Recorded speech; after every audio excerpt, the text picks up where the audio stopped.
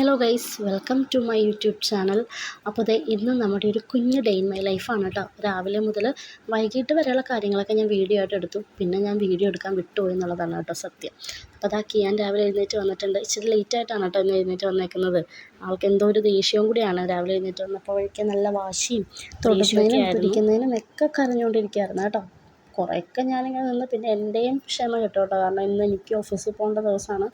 അവനും ആകെ വാശിയൊക്കെ കാണിച്ച് തന്നപ്പോൾ എനിക്ക് സങ്കടവും ദേഷ്യം എല്ലാം കൂടി വന്ന് ഞാനും കുറച്ച് ദേഷ്യത്തിലൊക്കെ ആയി. പിന്നെ അവൻ അമ്മയുടെ അടുത്ത് നിർത്തിയിട്ട് ഞാനിപ്പോൾ റൂമിലേക്ക് വന്ന് റൂമൊക്കെ അടുക്കി പെറുക്കിയൊക്കെ വെക്കാനായിട്ടുണ്ടായിരുന്നു.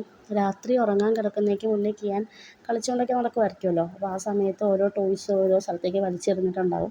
അതൊക്കെ രാത്രി എടുക്കാൻ പോയി കഴിഞ്ഞാൽ ഇവൻ ഉറങ്ങിക്കഴിഞ്ഞിട്ട് എടുക്കാമെന്ന് വെച്ച് കഴിഞ്ഞാൽ ഇവൻ പെട്ടെന്ന് എഴുന്നേൽക്കും. അതുകൊണ്ട് രാത്രി അതൊക്കെ അങ്ങനെ തന്നെ ഇട്ടേക്കും ഞാൻ. പിറ്റേ ദിവസം രാവിലെയാണ് കേട്ടോ ഞാൻ അതൊക്കെ എടുത്ത് മാറ്റി അവൻ്റെ ടോയ്സൊക്കെ ഇടുന്ന ബോക്സിലേക്ക് ആക്കി വെക്കുന്നത്. അല്ലെങ്കിൽ ഇവിടെ ആരെങ്കിലും തട്ടി വീഴുകയൊക്കെ ചെയ്താലോ. അമ്മ ഒരു ദിവസം തട്ടി വീണായിരുന്നു. അതുകൊണ്ട് ആദ്യം തന്നെ അതാണ് എടുത്ത് മാറ്റി വയ്ക്കാറ്. പിന്നെ ഞാൻ വീടൊക്കെ അടിച്ച് വാരിയൊക്കെ കൊടുത്തിട്ട് പോകാമെന്ന് വിചാരിച്ചു. കാരണം അമ്മയ്ക്ക് അവനെ നോക്കിക്കൊണ്ട് ഇതെല്ലാം കൂടി ചെയ്യാൻ പറ്റത്തില്ലല്ലോ. അപ്പോൾ അതുകൊണ്ട് ഞാൻ പോകുന്നതിന് മുമ്പേ ഇങ്ങനത്തെ ചെറിയ ചെറിയ പണികളൊക്കെ ഞാൻ ചെയ്ത് കൊടുക്കാറുണ്ട് കേട്ടോ. പിന്നെ ബ്രേക്ക്ഫാസ്റ്റ് ഇടയ്ക്ക് അമ്മ അവന് കൊടുക്കുന്നുണ്ടായിരുന്നു. അപ്പോൾ വീട് അടിച്ച് വാരി ഇട്ടിട്ട് ഗ്യാപ്പിൽ പോയിട്ട് ഞാനും ബ്രേക്ക്ഫാസ്റ്റൊക്കെ കഴിച്ചായിരുന്നു കേട്ടോ. ബ്രേക്ക്ഫാസ്റ്റ് കഴിച്ച് കഴിഞ്ഞ് വന്നു കഴിഞ്ഞപ്പോഴത്തേക്കും കുറച്ച് നേരം ചെയ്യാനായിട്ട് പിന്നെ ഞാൻ കളിച്ചായിരുന്നു. അവനതൊക്കെ വഴക്കിട്ട കാര്യമൊക്കെ മറന്നുപോയെന്ന് തോന്നുന്നു. പാവം, 1 വയസ്സല്ലേ ഉള്ളൂ. ബുദ്ധിയും ബോധവും വയ്ക്കുന്ന പ്രായത്തിൽ ഓർത്തിരിക്കുമായിരിക്കും.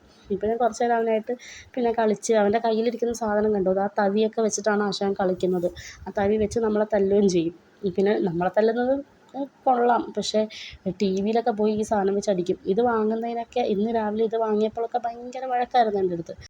അപ്പോഴത്തേക്കും അവന് കുളിക്കാനായിട്ടുള്ള സമയമായി. ഞാൻ പോകുന്നതിന് മുന്നേ തന്നെ അമ്മ അവനെയും കൂടി കുളിപ്പിച്ച് നിർത്താറുണ്ട്. കാരണം കുളിക്കാൻ കയറുന്ന സമയത്ത് ആശാൻ ഈ വെള്ളത്തിൽ കളി കുറച്ച് കൂടുതലാണ്. വെള്ളത്തിൽ കളി തുടങ്ങിക്കഴിഞ്ഞാൽ പിന്നെ ബാത്റൂമിൽ നിന്ന് ഇറങ്ങി വരത്തുമില്ല. അതുകൊണ്ട് ഞാനുണ്ടെങ്കിൽ ചിലപ്പോൾ ഞാൻ നിർബന്ധമായിട്ട് പിടിച്ചുകൊണ്ട് പോരുമല്ലോ. അമ്മയ്ക്ക് അങ്ങനെ നിർബന്ധമായിട്ട് പിടിച്ചുകൊണ്ട് പോകാൻ ഭയങ്കര കരച്ചിലാവും. പിന്നെ അമ്മയ്ക്ക് ചിലപ്പോൾ മാനേജ് ചെയ്യാൻ പറ്റാതെ വരും. അതുകൊണ്ടിട്ട് കുളിയൊക്കെ ഞാൻ പോകുന്നതിന് മുമ്പ് തന്നെ നടത്തി വയ്ക്കാറുണ്ട്. അപ്പോൾ ഞാൻ അവനെ കുളിപ്പിക്കാനായിട്ട് വിടുന്നതിന് മുന്നേ തന്നെ അവന് കുളിച്ച് കഴിഞ്ഞ് വന്നിട്ട് ഇടാനുള്ള ഡ്രസ്സും ഡയപ്പറും പിന്നെ കുളിച്ച് തോർത്താനുള്ള ഡ്രസ്സൊക്കെ അവിടെ എടുത്ത് വെച്ചിട്ടുണ്ടാവും കേട്ടോ. കുളിപ്പിക്കാൻ വിളിച്ചപ്പോഴത്തേക്കും വന്നാൽ ഇവിടെ ഒളിച്ച് നിൽക്കുന്ന സീനാണ് കേട്ടോ ഈ കാണുന്നത്. പിന്നെ ഈ ഗ്യാപ്പിൽ ഞാനും കൂടി പോയി കണ്ടോ, ഇപ്പോഴും കയ്യിൽ ആ തവിയുണ്ട് കേട്ടോ. അത് മാറ്റത്തില്ല. അത് എന്തൊക്കെ സംഭവിച്ചാലും അത് വിട്ട് തരത്തില്ല. പിന്നെ അവനും കുളിച്ച് വന്നു. അപ്പോഴത്തേക്കും പിന്നെ ഞാൻ അവനെ വിളിച്ച് ഡ്രസ്സൊക്കെ ഇടിക്കാൻ വേണ്ടിയിട്ട് കൊണ്ടുവന്നു കേട്ടോ. ഈ സമയത്ത് ഞാൻ എന്തൊക്കെയോ പാട്ടൊക്കെ പാടുന്നുണ്ട് കേട്ടോ.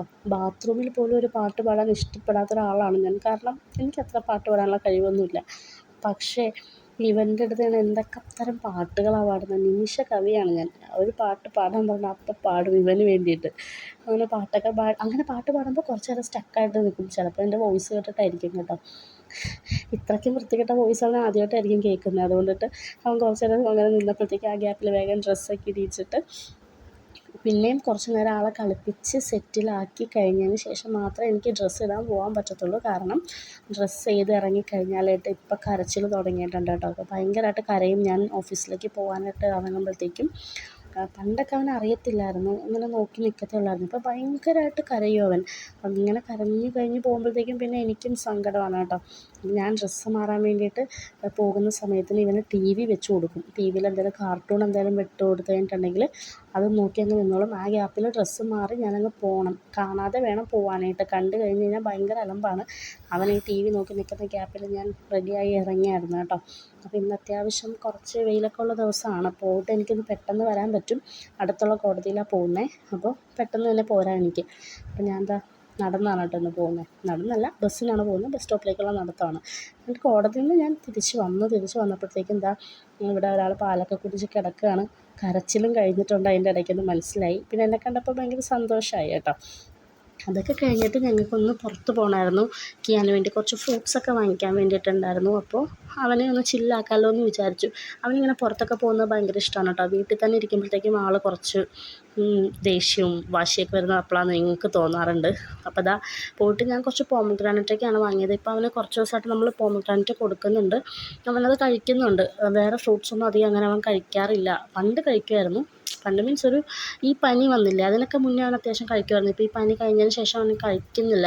പിന്നെ ഇത് അവിടെ വെച്ച് കണ്ടതാണ് കേട്ടോ ഇത് ഈ സീതപ്പഴത്തിൻ്റെയൊക്കെ ഒരു വെറൈറ്റിയാണ്. അവരെന്തോ രാമസീതാന്നോ അങ്ങനെ എന്താണ് പറഞ്ഞത്, രാമസീതപ്പഴം അങ്ങനെയാണ് പറഞ്ഞത്.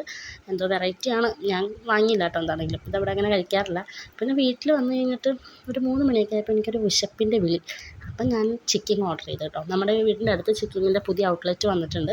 അപ്പോൾ നമുക്ക് ഹോം ഡെലിവറി ഒക്കെ ഉണ്ട്. അതുകൊണ്ടിട്ട് ചിക്കിങ്ങൊക്കെ വാങ്ങിയിട്ട് ഞാനും അമ്മയും കൂടിയാണ് കഴിക്കാമെന്ന് വിചാരിച്ചത്. പക്ഷേ അമ്മ ഇപ്പം നോൺ വെജൊന്നും അധികം കഴിക്കുന്നില്ല.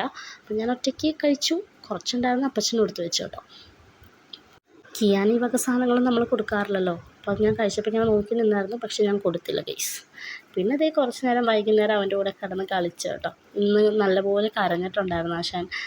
എന്തോ അവന് ഇച്ചിരി വാശിയൊക്കെ ഇന്ന് രാവിലെ എഴുന്നേറ്റപ്പോൾ മുതലുണ്ടായിരുന്നല്ലോ. പിന്നെ വൈകുന്നേരം ആൾ നല്ല ചില്ലായിരുന്നു കേട്ടോ. ഞങ്ങൾ കുറേ നേരം കണ്ണുപൊത്തി കളിച്ചു, പിന്നെ എന്നാ ഒളിച്ചേ കണ്ടേ കളിച്ചു. അങ്ങനെ ഇതുവരെയൊക്കെയുള്ള വീഡിയോസ് ഞാൻ എടുത്തിട്ടുള്ളൂ കേട്ടോ. ബാക്കി വീഡിയോസൊന്നും എനിക്ക് എടുക്കാൻ പറ്റിയില്ല മീൻസ് ഞാൻ മറന്നുപോയി വീഡിയോ എടുക്കുന്ന കാര്യം. അടുത്ത തവണ ശരിയാക്കാം. അപ്പോൾ താങ്ക് യു ഫോർ വാച്ചിങ്.